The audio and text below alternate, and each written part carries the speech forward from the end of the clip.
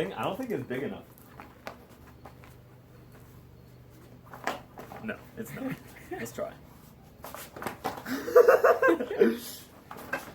Nope. Or maybe I just don't have the hips for it. No hips. No hips. Don't lie. What's up, guys?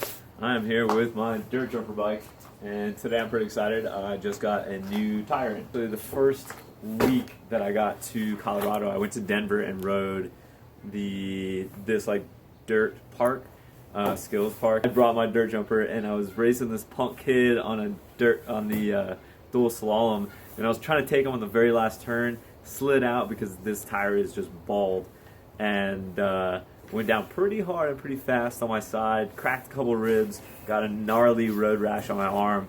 Actually, let me show you this. Look how bold this thing is. Nothing down the middle. Still don't have my trail bike, so this is what I've been up to. Actually, I did ride 18 Road yesterday on my roommate's bike. He was kind enough to let me ride it. It's a felt cross-country bike in a 29er, and I was so surprised at how much fun that thing was. Shout out to Shane, aka the Crashing Dad, on here. You'll see him in the comments. We connected. He reached out to me. He lives over here in Palisade, right next to Fruta, and we got out and rode. And he's coming again. We're going to hit the dirt.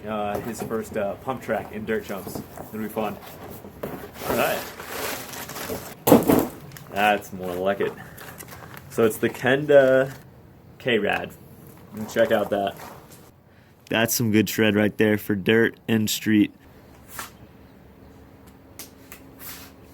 On these guys, like dirt jump and BMX, I have bolts back here.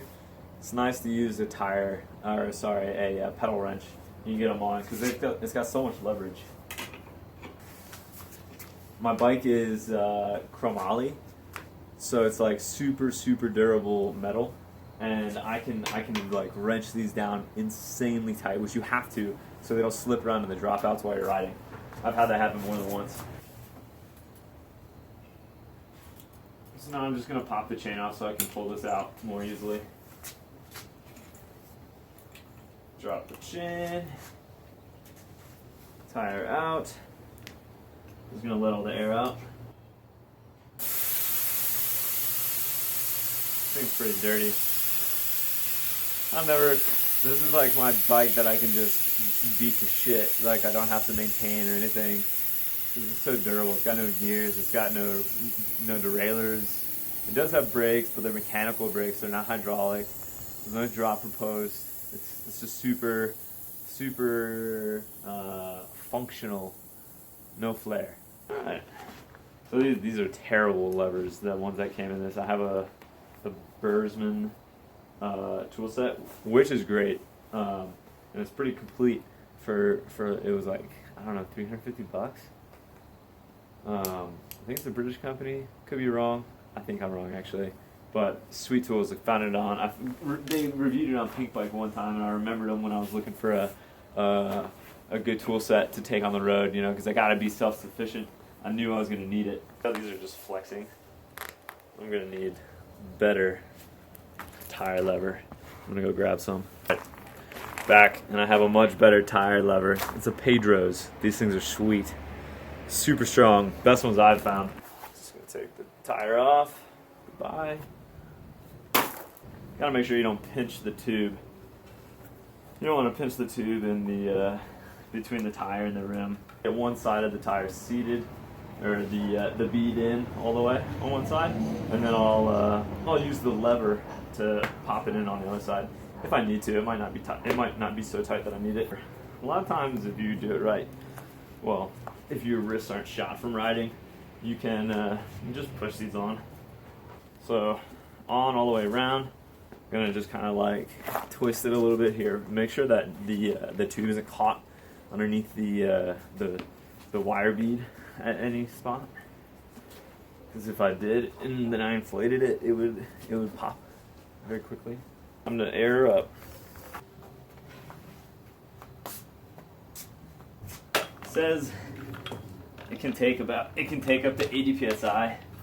And you do want, when you're riding street and like skate park or dirt jumps, you want a pretty firm PSI. You want a pretty firm tire.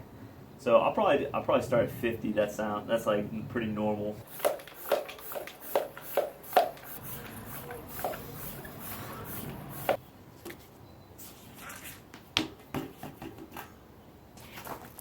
There it is. Now it's time to get it back on. Getting these back on can be kind of tricky actually, because A, it's a single speed, so you gotta get the chain back on, but then you have to get it right in the dropouts so that the chain is nice and tight. You don't want a lot of slack. You want like instant reaction when you put pressure on the pedals, like back and forth in there. Morning. What's up, man? How are you? Good. Making a little video, changing my tire here. Oh, are you filming right now? Yeah, it's all good. You into like time lapse mode? No, it's recording. Oh.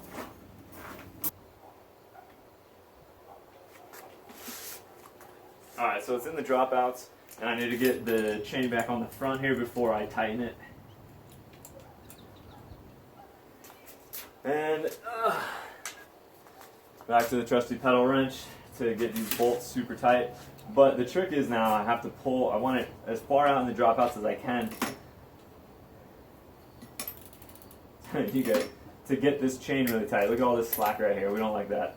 So I want it out and pulling on it.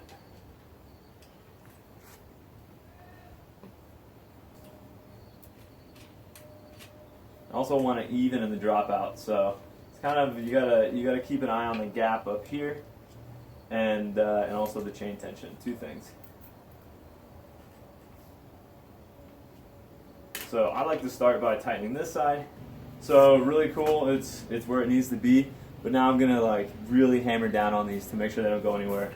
These bolts have like little grips on them, so when I snug it, it kind of like locks into a certain spot. But when you've done it a few times, it definitely makes it less effective because it's already been cinched at certain spots on the dropout, and you just need to get it that much tighter.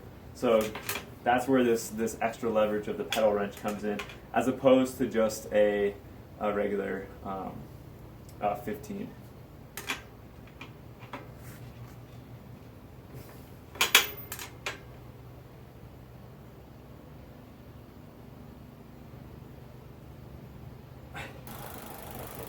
Well, might need a little bit of truing, but that's okay. Alright guys, that's how you change the tire on your dirt jump or a BMX. Thanks for watching. Get out and ride.